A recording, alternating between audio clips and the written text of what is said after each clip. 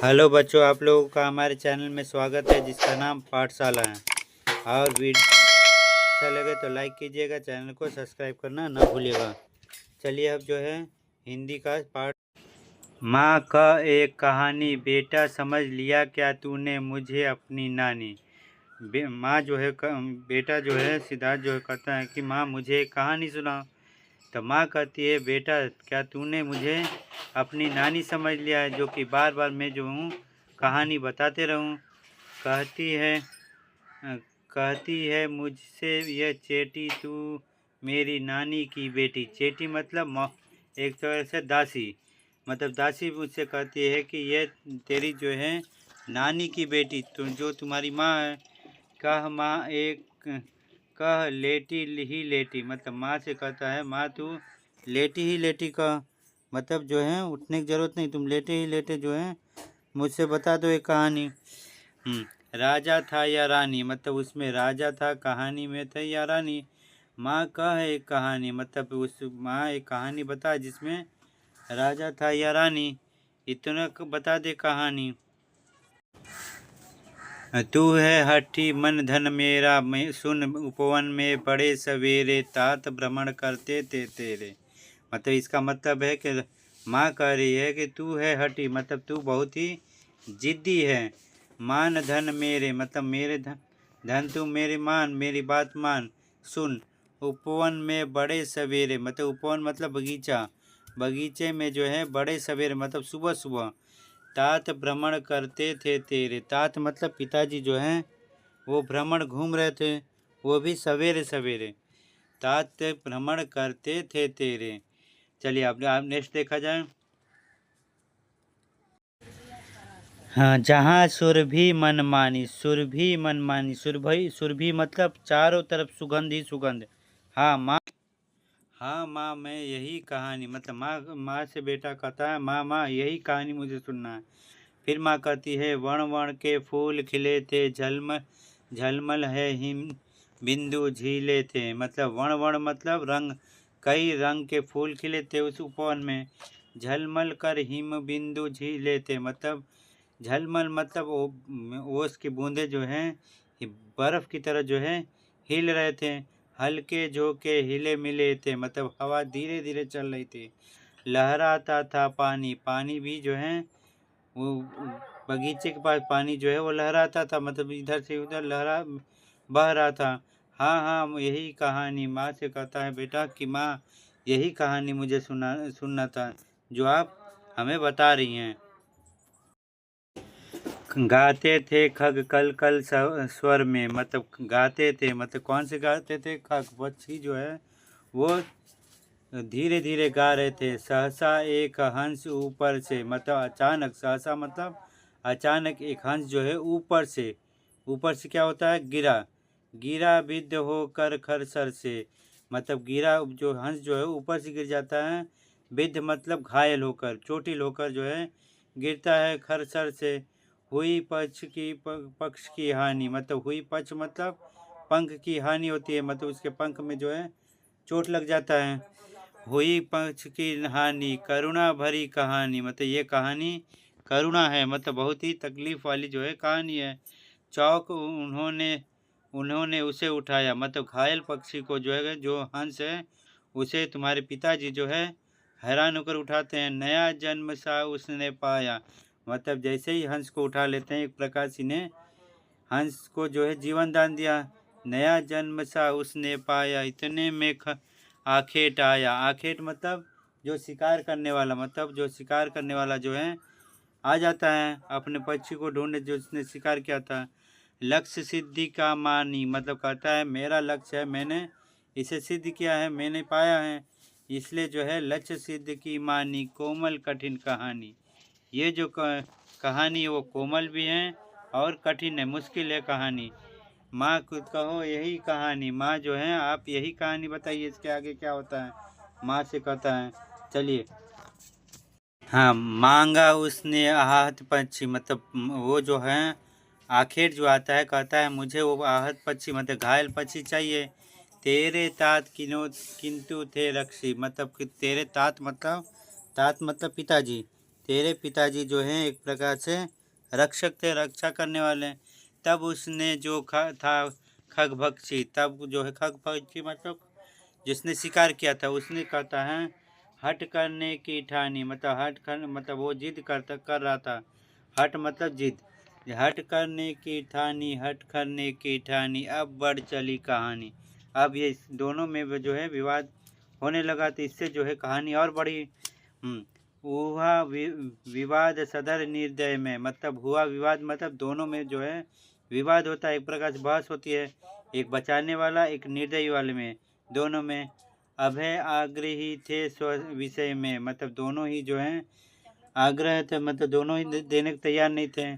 गई बात न्यायालय में, न्यायालय मतलब राजा के पास, यह बात जो है अब न्यायालय में पहुंच जाता है। हाँ, सुनी सभी ने जानी, सुनी सभी ने जानी, मतलब जब न्यायालय में पहुंच जाता है तो सभी लोग सुनते हैं। व्यापक हुई कहानी, व्यापक मतलब बढ़ता गया ये कहानी। राहुल तू निर्णय कर, इसका न्याय पक्ष लेता है किसका। कह दे निर्भय जय हो जिसका, मतलब राहुल जो है, राहुल मतलब जो सिद्धार्थ हैं, सिद्धार्थ तू ही बता दे जो है इसका निर्णय क्या होगा। न्याय पक्ष लेता है किसका, मतलब किसके पक्ष में तू बोलेगा। कह दे निर्भय जय हो इसका, जिसका जय हो मतलब जिसके विजय होना चाहिए उसके कह दे निर्भय, बिना डरे हुए कह दे। सुन लूँ मैं तेरी बानी, माँ तेरी बानी मेरी क्या बानी, मैं सुन रहा कहानी। सुन ले तेरी बानी, सुन ले तेरी बानी मतलब मैं जो हूँ तेरी बानी से, तेरे मुंह से सुनने चाहती हूँ। तब माँ से कहता है माँ क्या मेरी बानी, मतलब मेरा मैं क्या बोलूँ, मैं सुन रहा था कहानी, मतलब मैं तो कहानी सुन रहा हूँ। मुझे इस बात में हमें नहीं मालूम कि कौन जीते, कौन जो है किसके पक्ष में बोलेगा। माँ मैं तो सुन रहा कहानी। कोई निरपराध को मारे तो क्या अन्य उसे न उभारे, मतलब कोई जो है निरपराध मतलब जिसने किसने अपराध नहीं किया उसे मार दिया गया है, मतलब वो तो पंछी है, उसे क्या मालूम है। उसे जो निरपराध को मारे तो क्या अन्य उसे न उभारे, क्या जो है एक मारने वाला एक बचाने वाला, क्या उसे दूसरा जो बचा नहीं सकता है। रक्षक पर भक्षक को वारे, मतलब रक्षक जो है भक्षक पर वार कर रहा है। न्याय दया का दानी, न्याय दया का दानी, मतलब माँ कहती है न्याय जो है होना चाहिए किस पर, दया का दानी, मतलब जिसने बचाया, मतलब कहने मतलब है कि बचाने वाले से ज़्यादा मारने वाले से ज़्यादा जो है बचाने वाला का होता है, इसलिए न्याय जो है दया का दानी होना चाहिए, मतलब न्याय जो है उसी तरफ दया की तरफ होना चाहिए। तूने गुणी कहानी, तेरी जो है कहानी जो है वो बहुत ही गुणी थी। अब इसके लेखक जो है मैथिली शरण गुप्त हैं। यदि आप लोगों को वीडियो अच्छा लगे तो लाइक कीजिएगा, चैनल को सब्सक्राइब करना ना भूलिएगा। चलिए अब जो है एक्सरसाइज देखते हैं इसके। चलिए एक्सरसाइज देखते हैं। नीचे दिए गए प्रश्नों का सबसे सही उत्तर कौन सा होता है, हो सकता है, चाहे कौन सा है, उसके सामने तारा बनाइए। कुछ प्रश्नों में से अधिक ये हो सकते हैं। चलिए देखते हैं। माँ अपने बेटे को करुणा और न्याय की कहानी क्यों सुनाती है। राजा की कहानी से उसको मनोरंजन करने के लिए, या उसे सही और गलत की समझ विकसित करने के लिए, या उसे परिवार की विरासत और पूर्वजों के बारे में बताने के लिए, या उसे प्रकृति और जानवरों को जानकारी देने के लिए। तो ऑप्शन नंबर 2 होगा। कविता में घायल पक्षी की कहानी का उपयोग करने के लिए क्या होता है। निर्दोष पक्षी के प्रति आखेट की क्रूरता दिखाने के लिए, या पिता की वीरता के साहस पर ध्यान देने के लिए, या करुणा हिंसा के बीच संघर्ष दिखाने के लिए। तो इसमें क्या होगा, करुणा और हिंसा के बीच के संघर्ष को दिखाने के लिए जो है ये घायल पक्षी की कहानी का उपयोग किया गया है, क्योंकि ये जो है पंछी जो है घायल रहता है और इसमें उस पर करुणा और हिंसा दोनों को जो है स्पर्श करने के दिखाया गया है। चलिए अब जो है नेक्स्ट क्वेश्चन पे चलते हैं। नेक्स्ट क्वेश्चन नंबर 3 पूछा जा रहा है कि, चलिए थर्ड का आंसर देखा जाए। कविता के अंत तक पहुँचते पहुँचते बच्चों को क्या समझ में आने लगा, मतलब पूछा जा रहा है कि अंत में जब स्टोरी जो है, ये कविता जो है, पोएम जब खत्म होता है तब तक बच्चे को क्या समझ आता है। न्याय सदैव करुणा के साथ होना चाहिए। निर्णय लेने के समय सदैव निडर रहना चाहिए। आखेटों को सदैव विरोध करना चाहिए। जानवरों की हर स्थिति में रक्षा करना चाहिए। ये 4 ऑप्शन दिए गए हैं। मेरे अनुसार तो न्याय सदैव करुणा के साथ होना चाहिए, क्योंकि न्याय जो है हमेशा करुणा मतलब दया दिखाने वाले को, ये नहीं कि मानने वाले को। इसलिए जो है ऑप्शन नंबर 1 होगा। क्या होगा? ऑप्शन नंबर 1, न्याय सदैव करुणा के साथ होना चाहिए। चलिए आप लोग अपने हिसाब से देख लीजिएगा। मेरे हिसाब से तो न्याय सदैव करुणा के साथ ही होना चाहिए। चलिए अब नेक्स्ट देखते हैं क्वेश्चन नंबर क्या पूछा गया।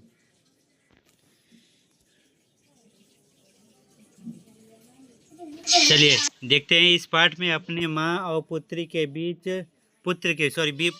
बीच बातचीत को एक कविता के रूप में पढ़ा है। इस कविता में माँ अपने पुत्र को उसके पिता की एक कहानी सुना रही है। क्या आप जानते हैं कि यह माँ, पुत्र और पिता कौन है? चलिए देखते हैं इसके आंसर क्या होता है। बेटा क्या होगा? सिद्धार्थ और यशोदा के पुत्र। माँ यशोदा एक राजकुमारी सिद्धार्थ की पत्नी। और तात मतलब पिता, जो कि सिद्धार्थ एक राजकुमार है जो बाद में गौतम बुद्ध के नाम से प्रसिद्ध हुए हैं। ये आप लोग मैचिंग कर लीजिएगा। बेटा मतलब ऑप्शन 1 3, आउट ऑप्शन 2 1 और 3 जो है 2 से होगा। चलिए इसके नेक्स्ट क्वेश्चन देखा जाए। आप पाठ से चुनकर कुछ पंक्तियां नीचे दी गई, मतलब ये पंक्ति जो है लिखा गया है, इसे ध्यान से पढ़िए और इस पर विचार कीजिए। मतलब इसे पढ़ना है और इसके आंसर देना है। आपको इसका क्या अर्थ समझ आया, अपने विचार में समूह में साझा कीजिए। चलिए इसके आंसर हम लिख ही देते हैं। कोई अपराध के मारे कोई निरपराध को मारे तो क्यों न अन्य उसे उभारे। रक्षक पर भक्षक को वारे, न्याय दया का दानी। इसके आंसर हम बता रहे हैं, देखिए। चलिए ये जो आंसर है, राहुल अपने माँ को कहता है यदि कोई किसी निर्दोष को मार रहा है तो दूसरा उसे क्यों न बचाए। मतलब राहुल का कहने का मतलब है कि यदि कोई जो है निर्दोष, बेचारा पंछी जो है निर्दोष एक प्रकार से है, तो दूसरा क्यों न बचाए उसे। न्याय तो वही है जहाँ दया के पक्ष में हो। न्याय वही होता है जो दया करता है, जो मारने वाले के पक्ष में हो। राहुल ने कहा, क्या दया न्याय का दान है? क्या दया जो है न्याय का दान होता है, चाहे न्याय का दान है। चलिए अब इसके नेक्स्ट आंसर देखते हैं क्या होगा। हुआ विवाद सदैव निदय में, उभय आग्रही थे स्व विषय में। गई बात तब न्यायालय में, सभी सुनी ने जानी सभी ने जानी। चलिए इसका आंसर देखते हैं क्या होता है। चलिए आंसर है, चलिए उत्तर देख लेते हैं। इसी प्रकार सदैव दया करके बचाने वाला और निर्दय मतलब निर्दयता पूर्वक मानने वाला, इन दोनों में बहस होने लगी। दोनों अपनी अपनी बात पर डटे हुए थे। तब बात कहाँ पहुँच गई? न्यायालय में पहुँच गई। वहाँ यह बात सभी ने सुनी, मतलब जो वहाँ उपस्थित था, चाहे जो वहाँ पर था, सभी को यह मालूम चल गया कि किस बात की बहस हो रही है। चलिए अब इसके बाद नेक्स्ट क्वेश्चन पर ध्यान देते हैं। देखिए कविता को एक बार फिर से पढ़िए और पता लगाइए और लिखिए। जैसे क में लिखा है, आपके विचार से इस कविता में कौन सी पंक्ति सबसे महत्वपूर्ण है और आप उसे ही सबसे महत्वपूर्ण क्यों मानते हैं। चलिए इसका आंसर देखते हैं।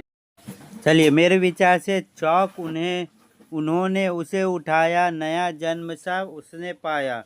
जैसे कि ये जो है एक प्रकार से महत्वपूर्ण जो है पंक्ति है, क्योंकि इसमें हम इसे सबसे महत्वपूर्ण इसलिए मानते हैं क्योंकि यहाँ एक घायल पक्षी को बचाया गया है और बचाने वाला करने वाले से हमेशा हमेशा ही बड़ा होता है, इसलिए हम इसे जो है अति महत्वपूर्ण पंक्ति मानते हैं।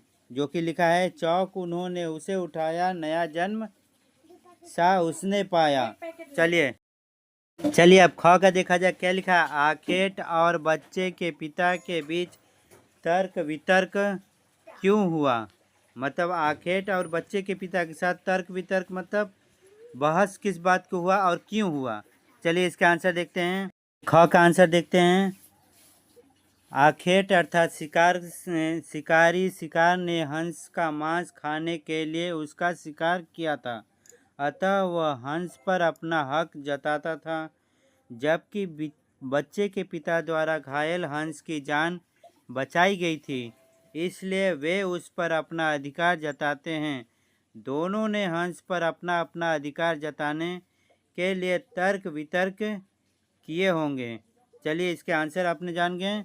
अब नेक्स्ट क्वेश्चन पे चलते हैं। चलिए लास्ट वाला देखते हैं। कविता में माँ और बेटे के बीच बातचीत से उनके बारे में क्या पता चलता है। मतलब ये लेखक कहते हैं कि कविता में जो है माँ और बेटे के बीच में जो है क्या क्या पता चलता है। चलिए इसके आंसर देखते हैं। चलिए देखते हैं। यह लिखा है, कविता में माँ और बेटे के बीच बातचीत से पता चलता है कि माँ और बेटा दोनों ही निर्दोष जीवों के प्रति दया का भाव रखते हैं और बचाने वाले को मानने वाले से बड़ा मानते हैं। यदि आपका विचार क्या है, ये भी आप कमेंट सेक्शन में दीजिएगा। चलिए इसके नेक्स्ट क्वेश्चन भी देखते हैं। चलिए अब देखते हैं। अनुमान और कल्पना से अपने समूह में मिलकर चर्चा कीजिए। मतलब ये मिलकर चर्चा करके बताना है। क का है, माँ अपने बेटे को कहानी सुनाते समय अंत में कहानी को स्वयं पूरा नहीं किया, बल्कि उससे निर्णय करने के लिए कहा। यदि आप किसी को यह कहानी सुना रहे होते तो कहानी को आगे कैसे बढ़ाते हैं। चलिए आंसर देखते हैं इसके। हम यदि यह कहानी किसी को सुना रहे होते तो उस कहानी का अंत तक सुनाते तो जरूर, और न्याय के पक्ष में गया हो ये भी बताते हैं।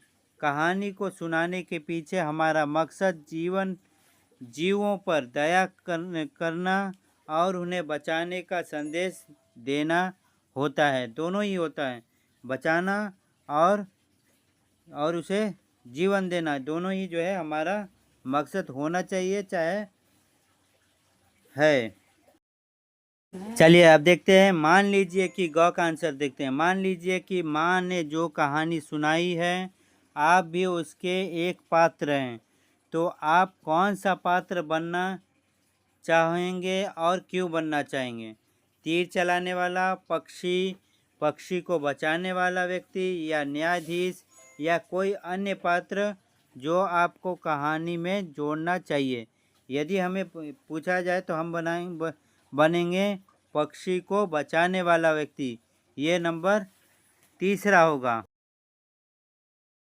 चलिए अब देखते हैं। इस कविता में एक माँ और उनके पुत्र का संवाद दिखाया गया है, लेकिन कौन सा कथन किसने कहा यह पता नहीं बताया गया है। आप कविता में दिए गए संवाद को पहचानिए और कौन सा कथन किसने कहा और उसे दिए गए उचित स्थानों पर लिखिए। उदाहरण के लिए माँ और पुत्र का एक एक कथन दिया गया है। चलिए इसके आंसर देखते हैं। देखिए जैसे लिखा है, पुत्र द्वारा कहे गए कथन, तो माँ का एक कहानी। फिर दूसरे, माँ द्वारा किए गए कथन, बेटा समझ लिया क्या तूने मुझको अपनी नानी। चलिए अब ये पुत्र द्वारा कहे गए कथन पर देखते हैं। चलिए देखते हैं। कहती है मुझे यह ईट चैटी मेरी नानी की बेटी, क माँ कह लेटे ही लेटी। अब 3 नंबर है, कोई निरप को मारे तो क्या अन्य उसे न उबारे। देखिए माँ द्वारा क्या कहती है, तू है हट्ठी माँ नन मेरे, सुन उपवन के बड़े सवेरे, तात भ्रमण करते थे तेरे, जहाँ सुर भी मन मानी। चलिए अब नंबर 3 देखते हैं। इनका जो है माँ द्वारा तीसरा क्या कहा जाता है? तीसरा है न्याय दया का दानी तू गुनी कहानी। अब ये खत्म हो गया। चलिए आगे बढ़ते हैं। आगे में देखते हैं, ये मैचिंग दिया गया है। इसके मैचिंग जो है हमने नंबर में लिख लिया है। जैसे ए का कौन सा होगा, बी का कैसे होगा। जिसे हम ये लाइन नहीं खींचेंगे जिससे आपको परेशानी होगी, इसलिए जो है नंबर्स दे दिए हैं। नंबर से जो है आपको आसानी होगा, जिससे आपको जो है एक प्रकार से देखने मतलब मैचिंग करने में भी सुविधा होगा। जैसे कि 1 का कौन सा होगा, 1 का जैसे कि 7 नंबर होगा, तो हम जो है 1 को 7 नंबर लिखा हुआ है तो उसे हम 1 नंबर लिख दिए हैं। जैसे तू है हठी मान धन मेरे, तो क्या होगा, हे मेरे पुत्र तू बहुत हट करता है। तीसरा नंबर इसी तरह है। फिर चौथा नंबर देखते जाइए, नंबर देते जा रहे हैं। पाँचवा नंबर है। फिर छठवां नंबर कौन सा है, ये देखिए आ गया 6 नंबर। फिर देखिए 7 नंबर, ये है 7 नंबर। आगे है ये 7 नंबर। ये 8 नंबर, 8 नंबर देखिए कौन सा है, 8 नंबर ये है जो सबसे ऊपर 8 नंबर है। इसके बाद ये 9 नंबर, सॉरी अब जो है 10 नंबर आ गया, लेकिन कोई बात नहीं, अब ये 9 नंबर लेफ्ट है। ये पूरा देखिए आपकी सुविधा के लिए पूरा मैचिंग हो गया है। जैसे 1 का 7 नंबर, 2 का जो है 9 नंबर, 3 का जो है 5 नंबर, 4 का क्या है, 4 का 8 नंबर, 5 का क्या है, 5 का 3 नंबर, 4 का क्या है, 6 का क्या है, 6 का 2 नंबर, 7 का क्या है, 7 का 6 नंबर, 8 का क्या है, 8 का 1 नंबर, 9 नंबर कौन सा है, 9 का 10 नंबर है, और 10 का कौन सा नंबर है, 4 नंबर है। इस तरह जो है आपको मैचिंग भी आसानी से कर लेंगे, ये भी ध्यान रखिएगा, ये आपको सुविधा होगा। चलिए अब जो है अब नेक्स्ट पेज में देखा जाए कौन सा दिया गया है। चलिए अब नेक्स्ट भी, ये भी मैचिंग है। मैचिंग जो है आपकी सुविधा के लिए, इसे भी जो है हम 1 2 लिख देंगे जिससे आपको सुविधा होगा। चलिए देखते हैं कौन सा कैसे होगा।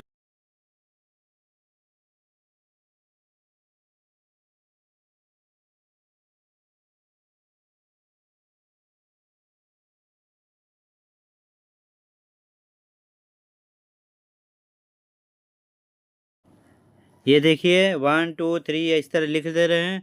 6 नंबर के आंसर जो है नंबर 3 भी है, और नंबर अलग अलग हैं।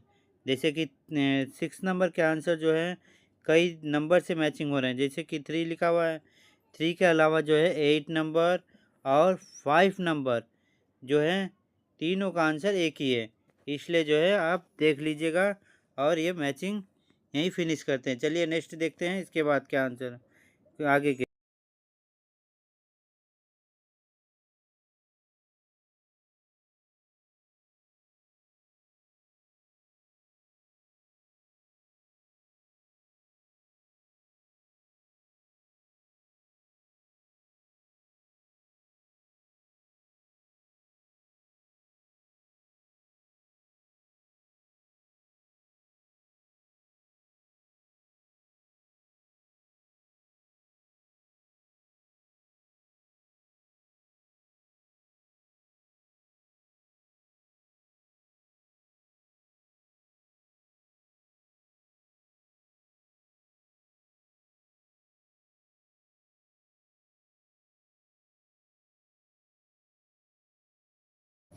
चलिए अब देखिए ये रूप बदल कर है। लिखा गया है, सुन उपवन में बड़े सवेरे तात भ्रमण करते थे तेरे।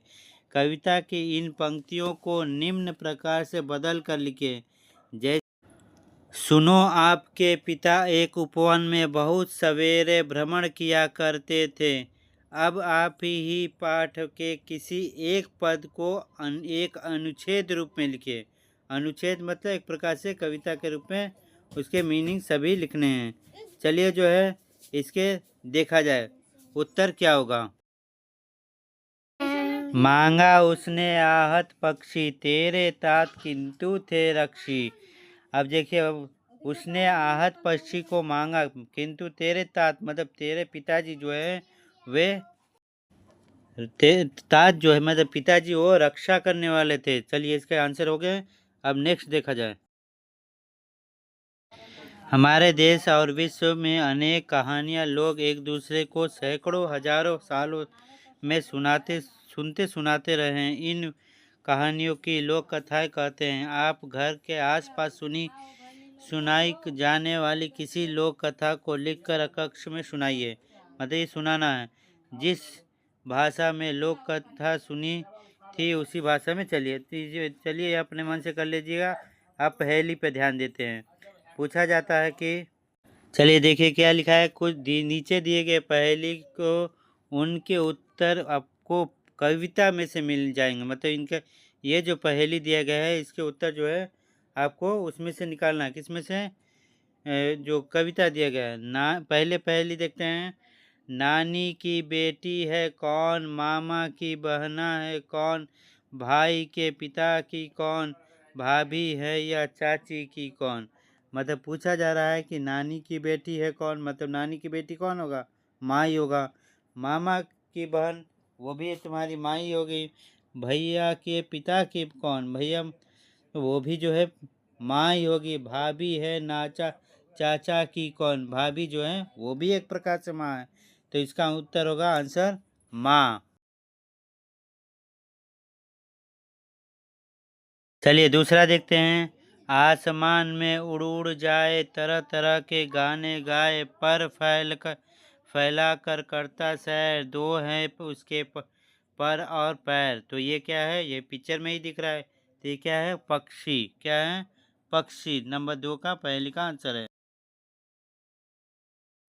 बागों में जो सुगंध फैलाती, फूल फूल में बजती गाती, हवा हवा में घुल मिल जाती, कौन है जो? नाम बताइए। मतलब तीसरे का जो आंसर होगा वो क्या होगा? सुरभि, जिसमें सुगंध है। लिखा गया ना बागों में जो सुगंध फैलाती। सुगंध कौन फैलाता है? सुरभि है। इसके आंसर सुरभि हो गए हैं। चलिए यदि आपको वीडियो अच्छा लगे तो लाइक कीजिएगा, चैनल को सब्सक्राइब कीजिएगा। Thank you for watching.